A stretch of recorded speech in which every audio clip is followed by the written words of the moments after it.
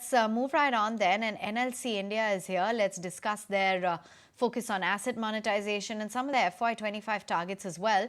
So we've got with us Prasanna Motupalli, who is the CMD, now joining in.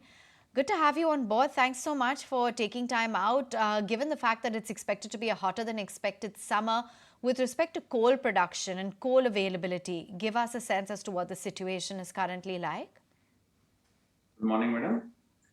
As you right said, the power demand is increasing drastically, and there is almost a growth rate of around 9% in the power demand. And this year, it is expected that the power demand touches 260 gigawatt figure in the summer.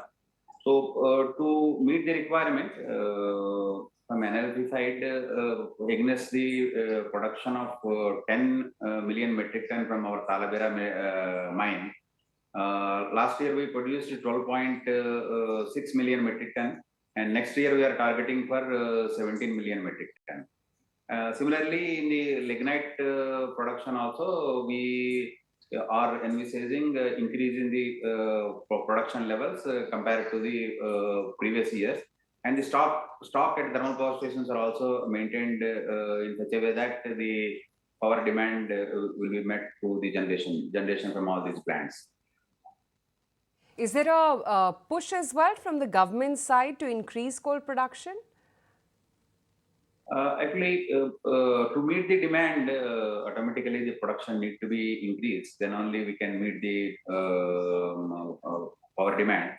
So there is a requirement of increasing the coal production to meet the power demand. That's why it is being increased. The importance of Section 11 and how will this make life different for a thermal-based power company like NLC? So I don't think it makes any difference for the company like NLC. We are mostly our plants are fitted thermal power stations, and they are top in the merit order. So it doesn't make any difference. We discuss and we continue to discuss that demand rises, coal shortage becomes a reality, and then power productions, they kick in, especially when the demand is at its peak, which is in May and June. Do you think in 2024 the coal availability will be better? Yes.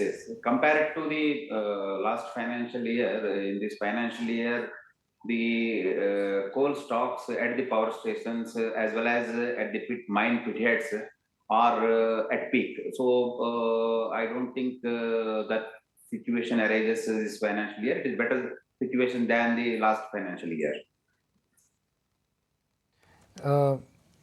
And in terms of the electricity demand, you said 9%. But are we in for a surprise if we have an extended heat wave this year? Yes, of course. This is with the normal conditions. It is expected that 9%, seeing the growth rate in the last 2 years. But if heat wave is prolonged heat wave is there, then the demand may further rise. Could you give us a sense of where the merchant power tariff could move? Because if electricity demand is strong even at the industrial end, could that lead to diversion of power to residential pockets, and as a result merchant power, which is largely consumed by the industry, their prices could actually shoot up? Actually, as happened earlier also, particularly in the demand season, the power rate in the exchanges touches the maximum value of 12 rupees per unit. So there is a cap of 12 rupees. So in the demand season, it touches 12 rupees in the exchange. What about your targets? Because you're looking to become a 17 gigawatt company by 2030, 11 gigawatt lignite and coal, and looking to move from renewables. What has been the progress so far? How will these plans be funded? From as on date, we are a 6 gigawatt company. Around 1.4 gigawatt is renewables. So we want to become a 17 gigawatt company by 2030. Out of that, 11 gigawatt is thermal and 6 gigawatt is renewables.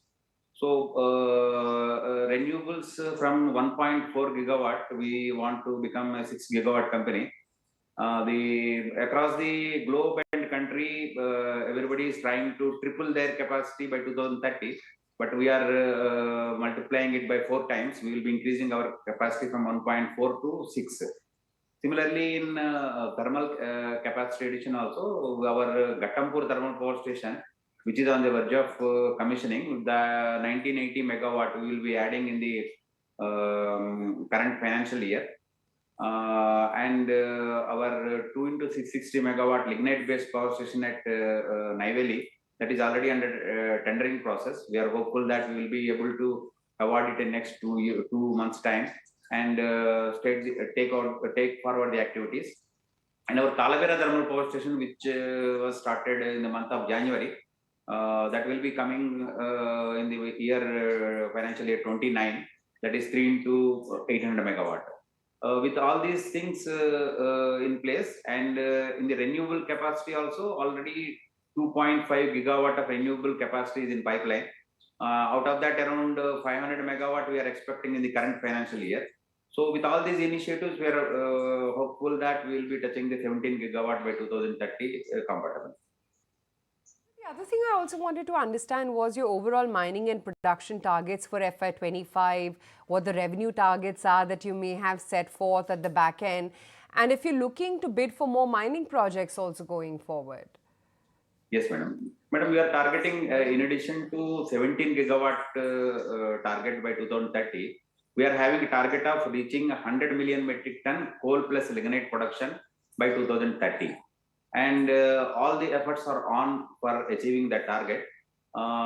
In the recent star rating, all our mines got 5-star rating, except in one mine where the rating was 4-star because of some land constraint. We are doing good in all the mining business, and our Pachwara South coal block of 9 to 10 million metric ton, that will be operational in the current financial year. And North Dadu coal mine, which we got in the commercial auction, that also we will be starting production in the financial year 28.